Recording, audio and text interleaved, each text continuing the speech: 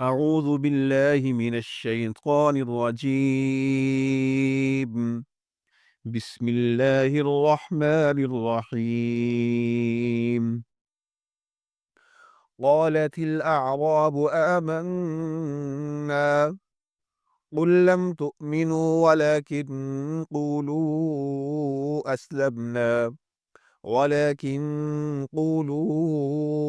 أسلمنا ولما يدخل الإيمان في قلوبكم وإن تطيعوا الله ورسوله لا يلتكم من أعمالكم شيئا إن الله غفور رحيم. یہ سورۃ الحجرات کی آیت نمبر 14 ہے۔ شروع صورت میں نبی اکرم صلی اللہ علیہ وسلم کی مجلس کے آداب کو بیان کیا گیا تھا، اور ان لوگوں کا تذکرہ تھا جو نبی اکرم صلی اللہ علیہ وسلم کی مجلس کے آداب سے واقف نہیں، آس پاس کے رہنے والے دیہاتی لوگ جو زیادہ عرصہ آپ کی صحبت میں نہیں رہے، تو ان سے جو کوتاہیاں ہوئیں اس کا تذکرہ تھا، اور اس کے تذکرے کے تحت پھر یہ بیان کیا گیا کہ اس رویے کی جو بنیاد اور وجہ ہے وہ ہے فخر اور غرور اور تکبر، کہ ان لوگوں نے یہ سمجھا کہ شاید ہمارا احسان ہے کہ ہم مسلمان ہوئے ہیں، تو اس بنا پر یہ ہمارا حق بنتا ہے کہ ہم جب بھی آئیں نبی کریم صلی اللہ علیہ وسلم ہماری بات سننے کے لیے ہمہ وقت تیار ہوں، اور ہمیں انتظار نہ کرنا پڑے، اور بعض اوقات تو باہر سے وعدے دینے لگ جاتے۔ تو نبی صلی اللہ علیہ وسلم کی مجلس کے آداب کو بیان کیا گیا، اور پھر اس تناظر میں عمومی تعلیمات دی گئیں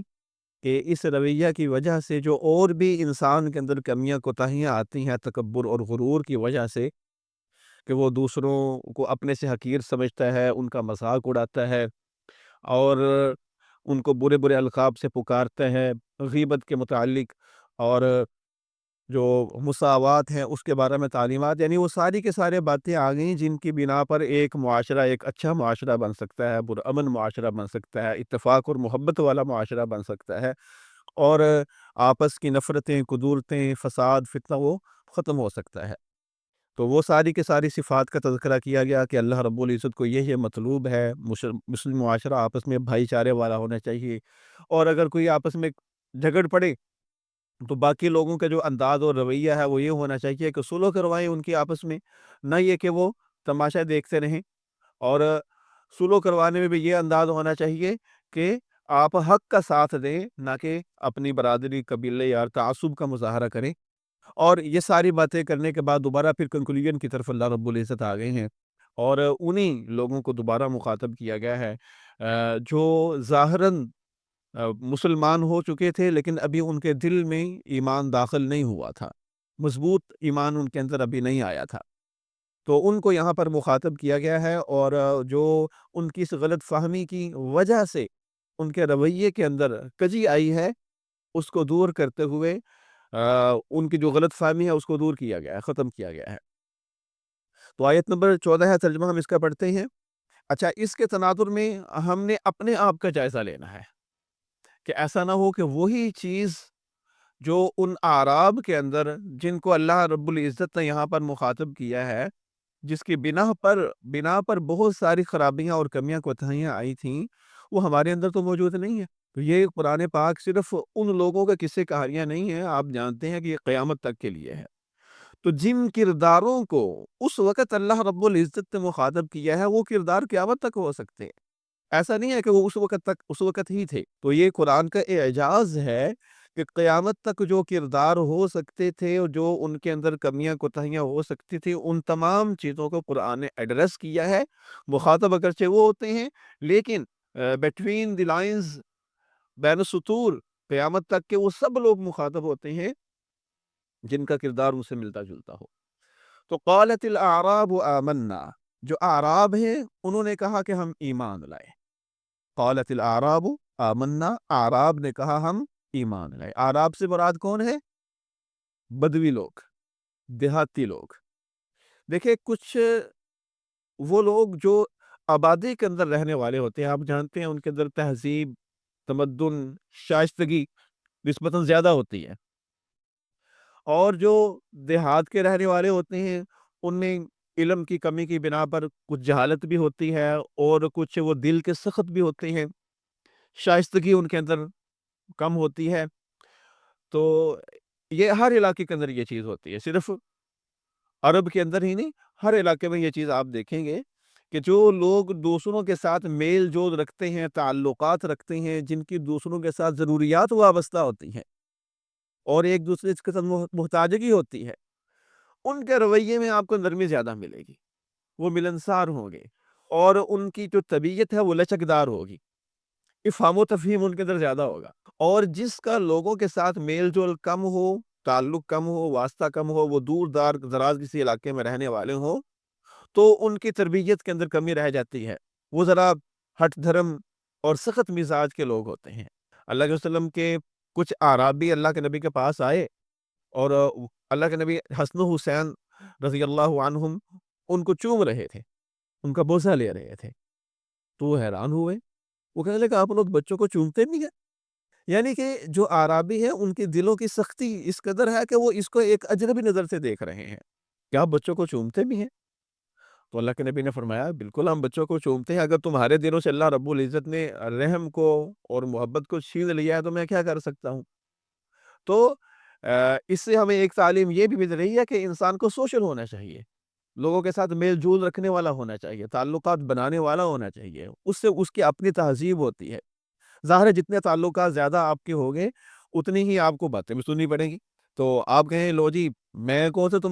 تمہارا کانا ہوں کہ میں جو ہے وہ تم نہیں تو ٹھیک ہے میں بھی نہیں بات کرتا، ایسا نہیں، ٹھیک ہے؟ تو لوگوں کے ساتھ میل جول رکھنا اور ان کی باتوں کو سننا اور اس کو برداشت کرنا یہ بہتر ہے اس سے کہ آپ لوگوں کے ساتھ میل جول ہی نہ رکھیں اور الگ اور تن تنہا رہیں۔ لوگوں کے ساتھ تعلق رکھیں گے تو آپ کی طبیعت کے اندر بھی شائستگی اور بہتری آئے گی، اور آپ کے جو اچھے اوصاف ہیں وہ لوگوں کی طرف منتقل ہوں گے۔ تو قالت الاعراب، یہاں پر اعرابیوں کا ذکر ہے کہ ان کے اندر یہ اوصاف ہے، یہاں سے میں یہ ایک سبق مل رہا ہے کہ ہمیں بھی اعرابیوں کی طرح نہیں ہونا چاہیے، دیہاتیوں کی طرح نہیں اچھا پھر یہ ہے کہ سارے ایسا نہیں ہے کہ سارے دیہاتی ایسے ہوتے ہیں، ایسا بھی نہیں ہے، لیکن ایک جو ایک محاورہ بولا جاتا ہے حکم الاکثر حکم الکل،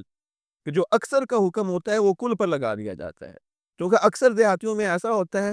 تو اس بنا پر یہ کہہ دیا گیا، وگرنہ کچھ دیہاتی اور بدوی ایسے بھی ہوتے ہیں جناب بڑے پکے ایمان والے ہوتے ہیں اور بڑے نرم دل ہوتے ہیں، ایسا بھی ہو سکتا ہے۔ تو یہ عمومی بات ہے۔ قالت الاعراب آمنا، کہ اعرابیوں نے کہا آمنا ہم ایمان لائے، قل لم تؤمنوا، کہہ دیجئے تم ایمان نہیں لائے، قل لم تؤمنوا، کہہ دیجئے تم ایمان نہیں لائے، ولیکن قولوا اسلمنا، لیکن تم یہ کہو اسلمنا، ہم فرما بردار ہوئے، ہم مطیع ہو گئے، ہم مسلمان ہو گئے، ولما، اور ابھی نہیں، یدخل الایمان، ایمان داخل ہوا، فی قلوبکم، تمہارے دلوں میں۔ اب دیکھیں ان کا جو رویہ اور انداز تھا اس کے پیچھے بات کیا تھی؟ بات یہی تھی کہ جو باقی قبائل انہوں نے اسلام قبول کیا ہے ان سے اللہ کے نبی کو لڑائی کرنا پڑی ہے، جہاد کیا ہے، قربانیاں دینا پڑی ہیں، پھر وہ مطیع ہوئے ہیں، تو یہ سمجھتے تھے کہ ہم بغیر لڑائی کے مطیع ہو گئے ہیں، ہم نے اسلام قبول کر لیا ہے، تو یہ ہمارا احسان ہے گویا، ٹھیک ہے، یہ ہمارا اللہ کے نبی پر گویا احسان ہے کہ ہم بغیر لڑائی کے ہی ہم نے اسلام قبول کر لیا ہے۔ تو اس ان کی سوچ کی وجہ سے جو خرابیاں آ رہی تھی تو اس سوچ کا رد کیا جا رہا ہے، تو تم جو کہتے ہو نا کہ ہم ایمان لائے اور ہمارا احسان ہے، یہ احسان کوئی نہیں ہے، تمہارا تو ایمان ابھی تمہارے دلوں میں داخل ہی نہیں ہوا۔ قالت الاعراب آمنا، اعرابیوں نے بدویوں نے کہا ہم ایمان لائے، قل لم تؤمنوا، کہہ دیجئے تم ایمان نہیں لائے، ولکن قولوا اسلمنا، لیکن تم یہ کہو کہ ہم مسلمان ہوئے۔ تو کیا اب پھر مومن اور مسلمان میں فرق ہوا؟ مومن اور مسلمان میں فرق ہوا؟ ظاہر میں ایسا ہی محسوس ہو رہا ہے کہ مومن وہ ہے جو دل سے ایمان جس نے قبول کیا ہو، ٹھیک ہے، اور مسلم وہ ہے جو اوپر اوپر سے مسلمان ہوا ہو، لیکن ایسا نہیں ہے، ٹھیک ہے۔ بہت سارے مقامات پر قرآن میں اسلام اور ایمان کو ایک ہی قرار دیا گیا ہے، ٹھیک ہے۔ حضرت ابراہیم ان کے بارے میں ہے اول المسلمین، سب سے پہلا مسلمان، ان الدین عند اللہ الاسلام، اللہ رب العزت کے ہاں دین ہی اسلام ہے، اور اسی طرح اور بھی بہت ساری آیات ہیں جن سے معلوم ہوتا ہے کہ ایمان اور اسلام ایک ہی چیز ہے، اور حقیقت بھی یہی ہے کہ ایمان اور اسلام، ہم کہیں کہ جی ہم مسلمان ہیں تو اس کا مطلب یہ ہے کہ جو مسلمان ہوتا ہے وہ اس کے اندر ایمان نہیں ہوتا؟ نہیں، ایسا نہیں ہے۔ مسلمان وہی ہوگا جس کے دل میں ایمان موجود ہو، اور مومن وہی ہے جو مسلمان بھی ہو۔ تو یہ ایک اصطلاح عربی میں استعمال ہوتی ہے، کچھ الفاظ ہیں جن کے بارے میں کہا جاتا ہے کہ اذا اجتمع افترق و اذا افترق اجتمع۔ جب وہ الگ الگ استعمال ہوتے ہیں تو ان کا معنی ایک ہی ہوتا ہے، ایک ہی معنی میں ہوتے ہیں، اور جب وہ اکٹھے استعمال ہوں تو ان کا معنی الگ الگ ہوتا ہے، ٹھیک ہے؟ تو ایمان اور اسلام بھی انہی میں سے ہے۔ جب کہیں صرف ایمان کا ذکر ہوگا تو اس کے اندر ایمان بھی شامل ہوگا، اسلام بھی شامل ہوگا، ٹھیک ہے؟ ایمان ویسے کہتے ہیں لغوی لحاظ سے دل سے قبول کرنے کو، یہ عقیدہ ہے ایک ایمان، اور اسلام یہ عمل کا نام ہے۔ ایمان لغوی لحاظ سے، ایمان یہ ذہن کا، سوچ کا اور عقیدے کا نام ہے کہ میں اللہ کو مانتا ہوں، میں رسولوں کو مانتا ہوں، یہ میرا عقیدہ ہے، میں قیامت کو مانتا ہوں۔ وہ حضرت جبریل علیہ السلام نے اللہ کے نبی سے سوال بھی کیا تھا نا، مل ایمان، ایمان کیا ہے؟ تو آپ نے فرمایا تھا ان تؤمن باللہ وملائکتہ وکتبہ ورسلہ والیوم الآخر۔ ایمان یہ ہے کہ تو اللہ کو مانے، رسولوں کو مانے، فرشتوں کو مانے، کتابوں کو مانے، آخرت کو مانے، یہ ایمان ہے۔ تو جبریل نے سوال کیا تھا مل اسلام، اسلام کیا ہے؟ تو اس کے جواب میں اللہ کے نبی نے اعمال کو ذکر کیا تھا۔ ایمان کے جواب میں عقائد کو ذکر کیا تھا جن کا تعلق ذہن کے ساتھ اور سوچ کے ساتھ ہے، اور اسلام کے جواب میں آپ نے اعمال کو ذکر کیا تھا۔ انہوں نے سوال کیا مل اسلام، تو آپ نے فرمایا ان تشہد ان لا الہ الا اللہ وان محمد رسول اللہ وتقیم الصلاۃ وتؤتی الزکاۃ وتصوم رمضان وتحج البیت، کہ اسلام یہ ہے کہ تو گواہی دے کہ اللہ کے علاوہ کوئی معبود نہیں۔ اب یہ ایک فعل ہے، ایک کام ہے۔ نماز پڑھنا کام ہے، زکوٰۃ دینا ایک فعل ہے جو نظر آتا ہے۔ ایمان نظر نہیں آتا، عقیدہ نظر نہیں آتا، سوچ نظر نہیں آتی، لیکن حج بندہ کرتا ہوا نظر آتا ہے، نماز پڑھتا نظر آتا ہے، زکوٰۃ دیتا نظر آتا ہے۔ تو یہ جو اسلام ہے یہ اعمال کا نام ہے، ٹھیک ہے؟ اور جو ایمان ہے یہ عقیدے کا نام ہے۔ لیکن جب آپ کسی کو مومن کہتے ہیں تو اس کا مطلب یہ نہیں ہوتا کہ صرف وہ مانتا ہی اور عمل نہیں کرتا۔ جب کسی کو مومن کہتے ہیں تو مومن وہ ہوگا جو جس کا ایمان بھی ہو اور اس کے مطابق اس کا عمل بھی ہو، وہ مومن ہوگا۔ اور جب کسی کو مسلم کہتے ہیں اس کا مطلب یہ نہیں ہوتا کہ وہ صرف عمل کر رہا ہے اور اس کا عقیدہ ٹھیک نہیں ہے۔ جب کسی کو مسلم کہتے ہیں یا اللہ جب کہتے ہیں کہ جناب مسلمان بن جاؤ، اسلم، مسلمان بن جاؤ، اس کا مطلب یہ نہیں ہوتا کہ صرف ظاہری اعمال پر عمل کر لو، عقیدہ بے شک نہ مانو، نہیں۔ اسلام تبھی قابل قبول ہوگا جب ایمان بھی ساتھ ہو۔ تو گویا کہ ہر مومن مسلم ہوتا ہے اور ہر مسلم مومن ہوتا ہے، ٹھیک ہے جی؟ تو یہ جب یہ الگ الگ اصطلاحات استعمال ہوں گی، ایمان کی یا اسلام کی، مومن کی، مسلم کی، تو وہ ایک ہی معنی ہوتا ہے، مومن مسلم ہے اور مسلم مومن ہے۔ لیکن جب یہ اکٹھی استعمال ہوں گی تو پھر ہم ایمان کا معنی الگ کریں گے اور اسلام کا الگ کریں گے۔ اب یہاں پر اکٹھی استعمال ہوئی ہیں کہ یار آپ بھی کہتے ہیں کہ ہم ایمان لائے، تو انہیں کہو کہ تم ایمان نہیں لائے، تم مسلمان ہوئے ہو، یہاں معنی الگ الگ ہوگا، ٹھیک ہے جی؟ تو یہاں پر معنی جو ہے نا وہ یہی ہے کہ تم اوپر اوپر سے تم جو ہے وہ ظاہراً اعمال کر رہے ہو لیکن ایمان تمہارے دلوں میں داخل نہیں ہوا۔ کلیئر ہوگی بات؟ قالت الاعراب آمنا، عرابیوں نے کہا کہ ہم ایمان لائے، قل لم تؤمنوا، کہہ دیجئے تم ایمان نہیں لائے، ولکن قولوا اسلمنا، لیکن تم یہ کہو کہ اسلمنا، ہم مسلمان ہوئے، ولما يدخل الایمان فی قلوبکم، اور ایمان ابھی تمہارے دلوں میں داخل نہیں ہوا۔ اب وہ صرف اسلام کی ابھرتی ہوئی قوت کو دیکھ کر مسلمان ہو گئے تھے، ٹھیک ہے؟ اور ابھی دلی طور پر انہوں نے اللہ کے نبی کو کہ حقانیت کو تسلیم نہیں کیا تھا، انکار بھی نہیں کیا، ابھی انکار بھی نہیں کیا تھا اور مسلمان بھی ہو گیا، مان بھی لیا تھا، لیکن جو مانے ہیں وہ آپ کی حقانیت کو دیکھ کر نہیں، بلکہ آپ کی جو ابھرتی قوت ہے اس کو دیکھ کر انہوں نے مانا ہے،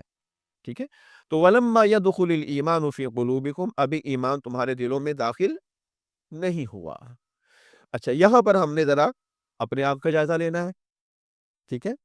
یہ لمحہ فکریہ ہمارے لیے کہ ہم کس کیٹیگری میں آتے ہیں اس تناظر کے اندر، کہ ہم ایک اسلامی گھر میں پیدا ہو گئے ہیں،